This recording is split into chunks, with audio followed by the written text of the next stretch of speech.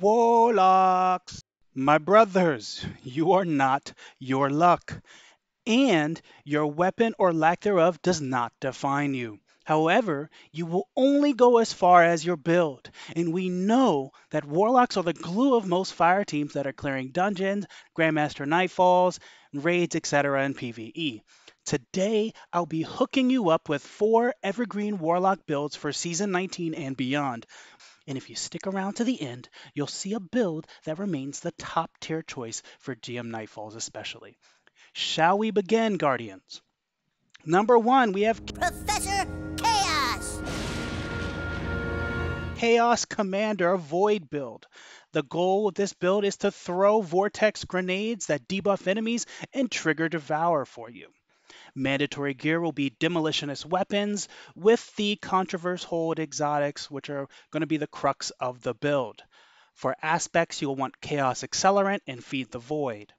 Fragments, Echo of Undermining, Echo of Remnants, and Echo of Persistence or Instability will work great. For abilities, Vortex Grenades are mandatory for this build. Your super, stats, Discipline, and Recovery, exactly what you need. Mods, Elemental Ordnance is the only mandatory for grenade kills. Otherwise, we suggest Well of Tenacity and Font of Might. There are a lot of nuances, note, that go into creating some of these synergistic Warlock builds, and likewise, there is a surprising amount of freedom therein as well. So don't let your friends fool you or pigeonhole you into a build. The gameplay loop here for this build is number 1, throw a charge vortex grenade using Chaos Accelerant. Number 2, when the grenade damage ticks, Controverse Hold will trigger and give 50% of your grenade energy back.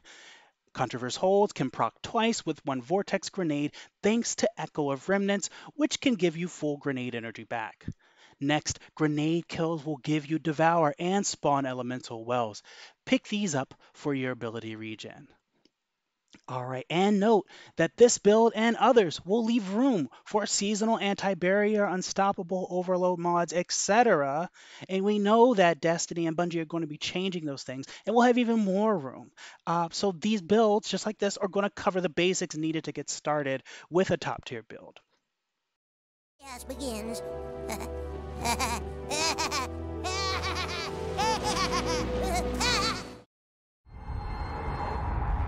All right, next we have Arc. If you want to role play as a baby Zeus or the OG Emperor Palpatine for my Star Wars fans here, then Controller of Storms is the build for you. The goal of this build is jolt inflicting ability access, great ad clear, and great burst DPS potential. Mandatory gear. For your armor, you're gonna want to have Crown of Tempests with Fallen Sunstar as a solid alternative, but Crown is truly more consistent here.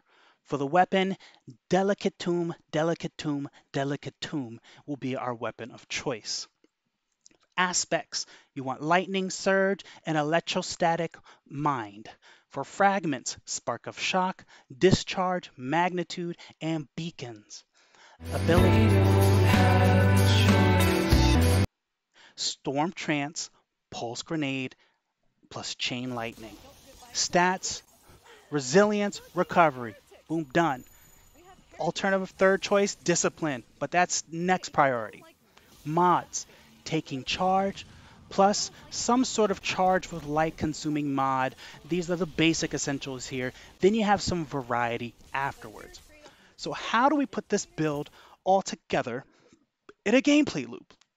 We have a ton of freedom and no set loop here. So again, play styles may vary. You're going to use that Delicate Tomb and or any ability triggers that generate ionic traces. That's going to buff your Delicate Tomb damage and jolt enemies.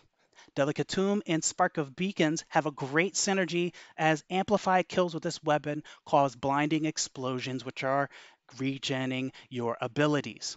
Overall, this build sports high ability regen and fast-paced style, great for killing groups of mobs and enemies, and with great burst potential as well. You'll have a nice window for knocking out bosses, but ad clear is where this build shines best.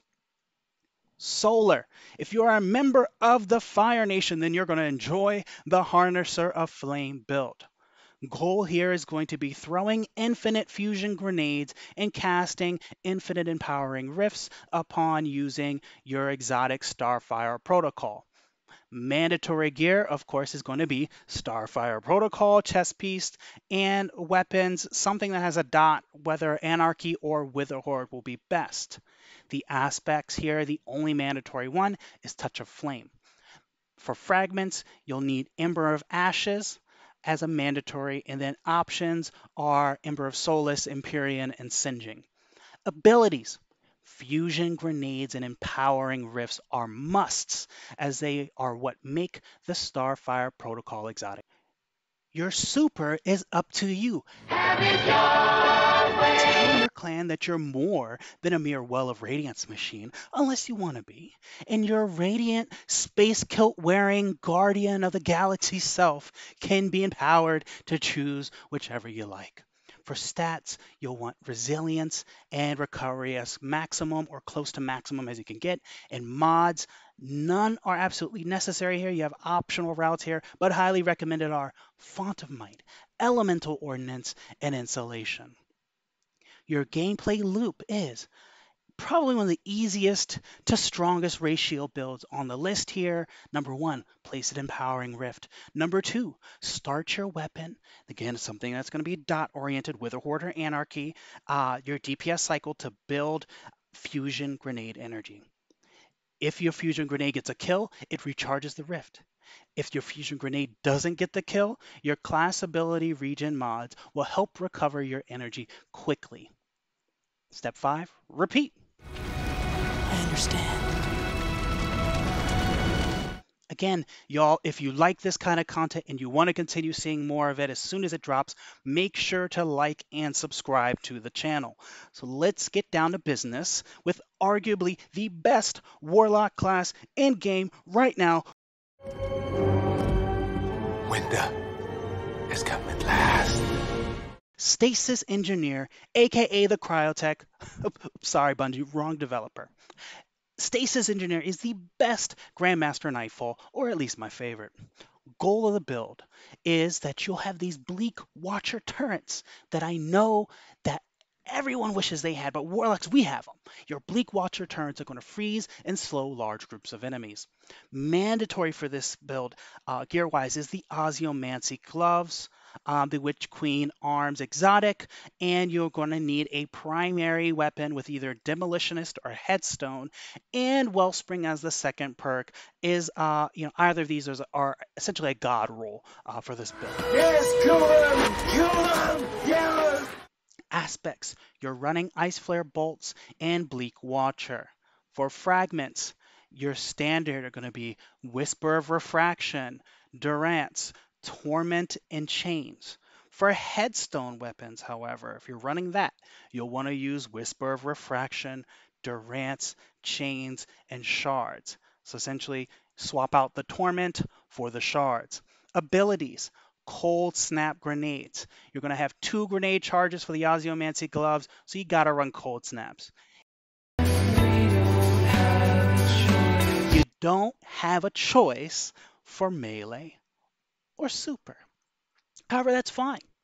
Stat-wise, Discipline is far and away the most crucial stat here to allow for the maximum amount of turrets possible. Mods. With the way this build is set up, it's tough to integrate any combat style mod successfully, so you'll mostly just want to put all your eggs in one basket with stat mods. Gameplay loop. Primary loop of this build is just throwing turrets onto the field whenever you get them. Your Whisper of Torment and Max Discipline will carry you to your next grenade. It says hopefully, but it will carry you to your next grenade charge without a problem. Option A, you're going to have that Demolitionist Wellspring weapon that will regen grenades faster. Or B, you're going to run the Headstone weapon that trigger stasis crystals, destroy them for 5 seconds of increased grenade regen from Whisper of Shards. So basically you're choosing whether you just want general faster grenades or do you want those pocket windows where you're getting increased regen. Next time, y'all, we'll explore the top Titan builds. That's my exit cue. Thanks.